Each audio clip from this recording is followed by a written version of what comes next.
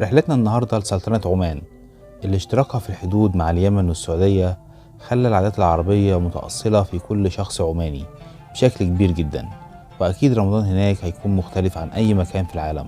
خليكم معانا وأهلا بيكم في سلطنة عمان.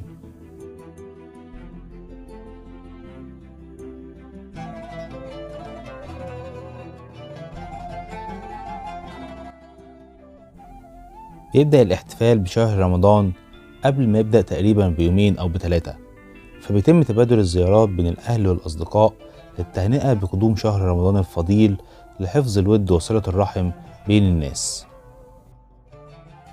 في ليلة رمضان وأول ما بيتم ثبوت هلال رمضان المساجد بالكامل بتتملي بالمصلين لصلاة العشاء والتراويح اللي بيستناها العمانيين من السنة للسنة. من أهم العادات الرمضانية في المجتمع العماني هو المجلس، وهو الإفطار الجماعي في المساجد أو التجمع في بيت أكبر أفراد العائلة للإفطار.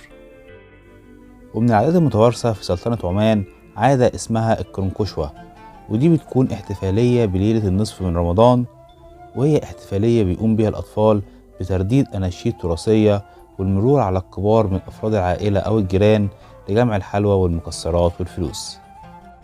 ومن العادات المميزة جدا في عمان عادة اسمها التومين، وهي تكريم الأطفال اللي بيختموا القرآن الكريم في شهر رمضان الفضيل.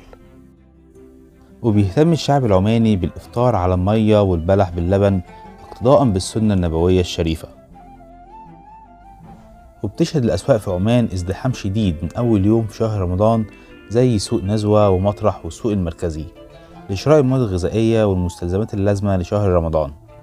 ومع اقتراب انتهاء شهر رمضان بتبدأ إقامة أسواق تانية اسمها الهبطت، ودي أسواق مفتوحة لبيع كل ما يلزم للاستعدادات لعيد الفطر المبارك من ملابس ومأكولات وغيره.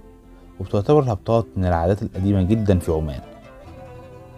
ومع اقتراب العيد بيهتم العمانيين بتجهيز الملابس الجديدة للكبار والأطفال وشراء الحلوى العمانية المميزة اللي استحالة إنك تلاقي بيت عماني مفهوش الحلوى ديت.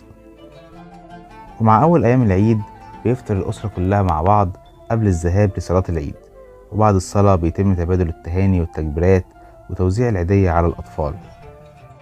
وبعد كده بتذهب كل أسرة للقرايب والجيران للتهنئة بالعيد.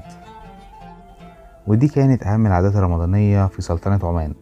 أتمنى تكون الحلقة عجبتكم، وما تنسوش اللايك والسبسكرايب لو أول مرة تشرفونا في القناة، واستنونا في حلقة جديدة، وشكرا.